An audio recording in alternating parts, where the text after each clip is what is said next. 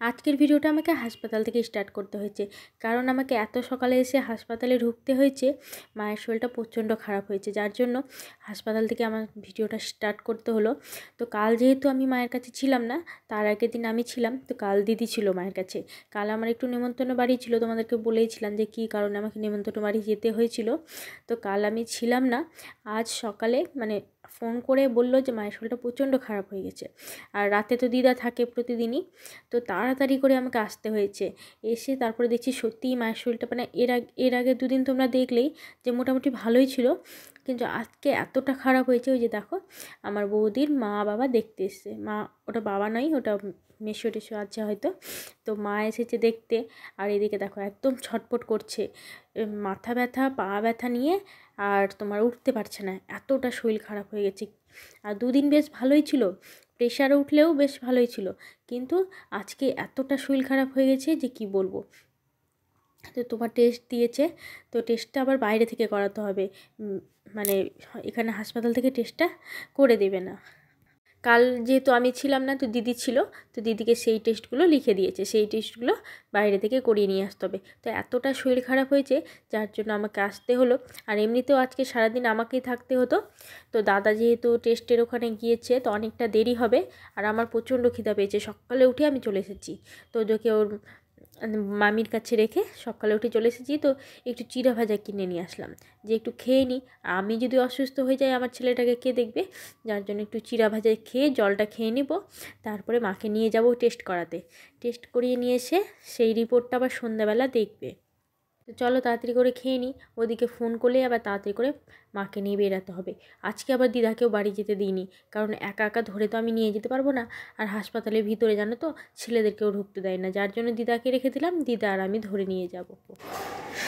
আজকে আমি এসেছিলাম থাকতে মায়ের কাছে, কিন্তু দিনে দিনে এতটা খারাপ হয়ে যাচ্ছে মা, কী বলবো, শরীর প্রচণ্ড খারাপ হয়ে যাচ্ছে। আজকে ধরে ধরে নিয়ে গিয়ে সনস্কান থেকে রিপোর্ট করে নিয়ে আসলাম। এখন জল আনতে যাচ্ছি, গরম জল খাওয়ানোর জন্য, কিচ্ছু খাচ্ছে না। আর এতটা নার্ভাস হয়ে গেছে, দুজন ধরেও নিয়ে আসতে পারছি না, এতটা নার্ভাস হয়ে গেছে। কী করবো, সবাই বলছে এখান থেকে ছুটি নিয়ে যে অন্য কোথাও দেখাতে, কিন্তু এটা তো মালদা মেডিকেল কলেজ, এখানে তো বেশ ভালো হবে দেখানো। দেখা যাক কী হচ্ছে, পরে আমি তোমাদেরকে দেখাচ্ছি। টেস্ট করাতে গিয়ে বেলা প্রায় 3টে বেজে গেছে। ওইদিকে মাকে খাইয়ে দিয়ে চলে আসলাম। তো তোজোর পাপাও কিছু খায়নি সারাদিন, তো আমি আর তোজোর পাপা এখন খেতে চলে আসলাম, আর দাদা বাড়ি চলে গেল।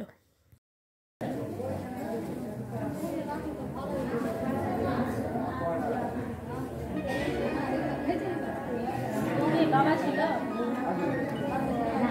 ঘুরে চলে গেছে।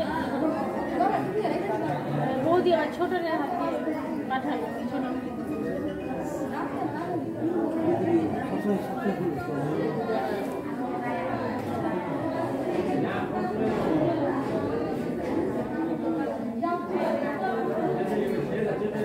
যখন তখনই উল্টা পাল্টা কথা, আবার ছুটে বেরোচ্ছিল দিদা থেকে, আবার ছুটেছিল না। মাকে ভর্তি করা হয়েছে আজ 2 থেকে 3 দিন, বাবা এখনও দেখতে আসেনি। আজ দেখতে আসার কথা ছিল, তো বাবার ফোনটা দিদি ভুল করে নিয়ে চলে গেছে। এবার বাবা যদি ফোন না নিয়ে আসে, তো আমাদেরকে খুঁজে পাবে না, যার জন্য আজ আর বাবা আসতে পারলো না।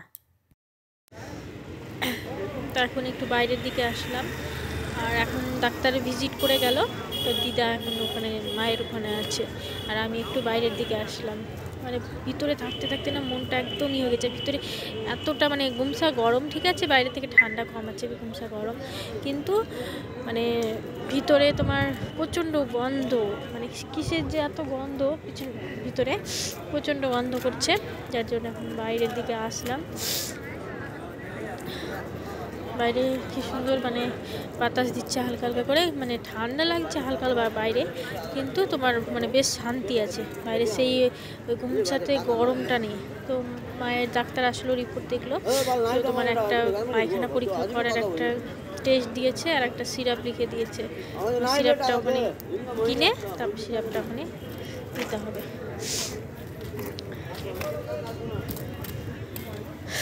তো চলো, এখন বাইরে বসে আছি, তোজোর পাপা আসবে, তোজোর পাপা আসার পর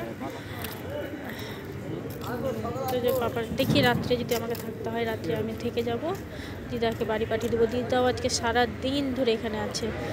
তো পেটে মানে সব কিছু, মাথার ছবি করা হলো, পেটের ছবি করা হলো, তো পেটে তোমার একটু আলসার আছে সেটা বলছিল, যে আলসার হয়ে গেছে পেটে।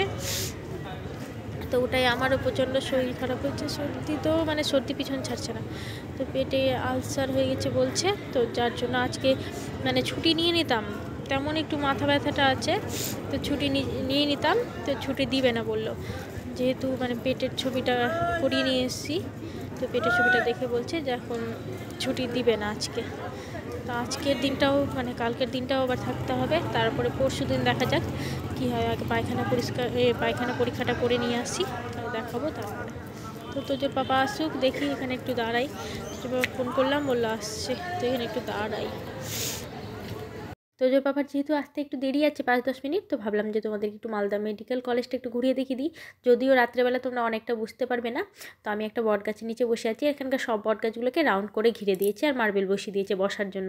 এটা হচ্ছে সিটি স্ক্যান করার জায়গা, এক্স-রে, সিটি স্ক্যান, অনেক কিছু মানে রিপোর্ট করার, টেস্ট করার। আর এটা হচ্ছে আমাদের পুরাতন, এটা এখনও 3 তলার বেশি হয়নি।